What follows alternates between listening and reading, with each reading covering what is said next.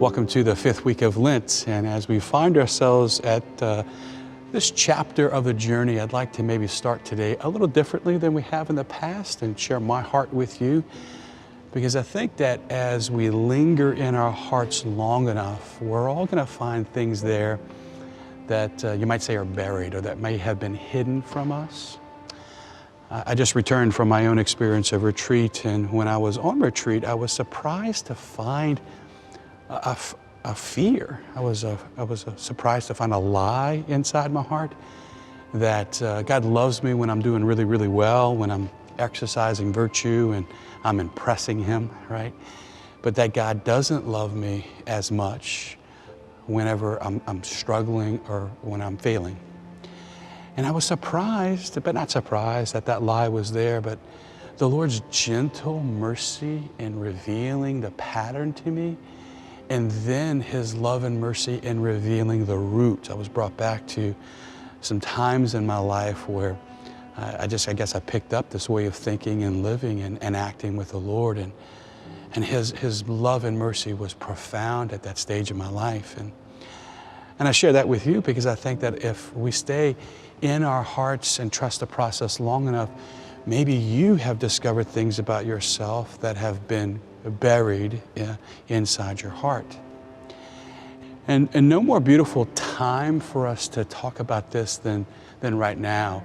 We just talked about the Gospel of Lazarus on Sunday of the fifth week of Lent, and it's there that we find Lazarus in the tomb. And in the tomb, Lazarus is bound with the burial cloths. And as Jesus shows up, as He enters into the scene, as He takes command of His desire to liberate Lazarus, I love the words as He says, unbind him. There are things that were binding Lazarus, that were buried, and Jesus wants him to be unbound as he comes out of the tomb. I want us to notice that Jesus, as He arrives in Bethany, it is Jesus and His words that actually bring freedom and life to Lazarus. Lazarus could not unbind himself. Lazarus could not exit the tomb on his own. It actually was Jesus, His action, right? Lazarus needed Jesus to do it. And every one of us needs God to bring freedom, to unbind us.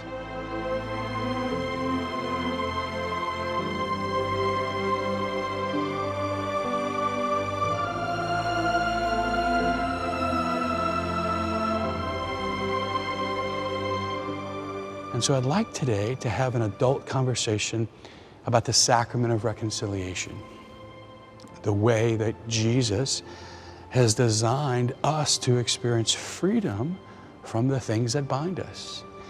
Now, I know that for many of us, as you hear me mention the words the sacrament of reconciliation, may have questions about where that is in the Bible, or why do you have to confess to a Catholic priest? And if those are the things that rise in your hearts, I want to give you permission to have the questions and encourage you to find the answers, because it's right there in the Bible and there's lots of resources that can help you.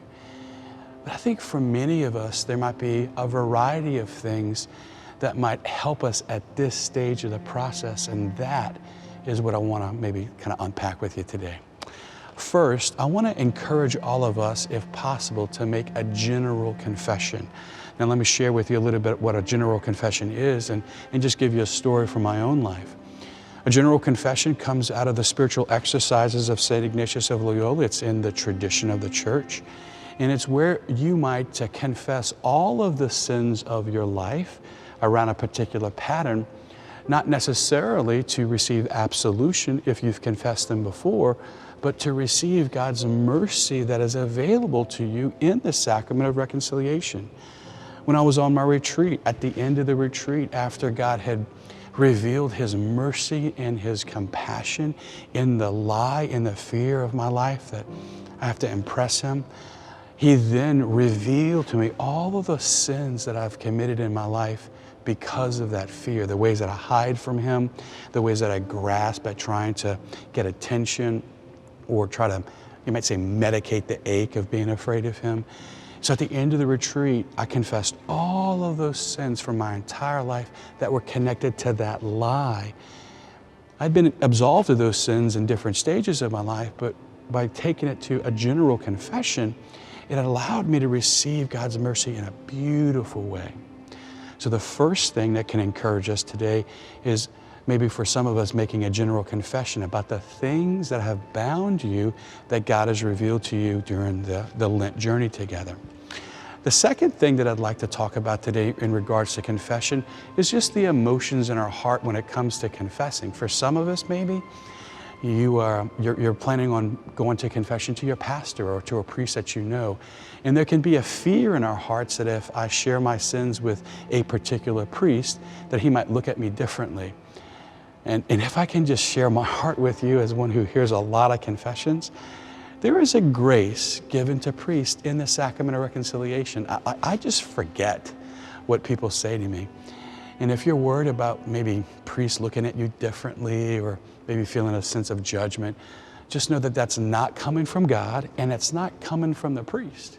So I don't want you to be afraid of how a priest is going to look at you, because there's a joy in our heart inside the sacrament to watch God move in people's lives. So the second thing I just want to encourage you with today is not be afraid of what the priest might think.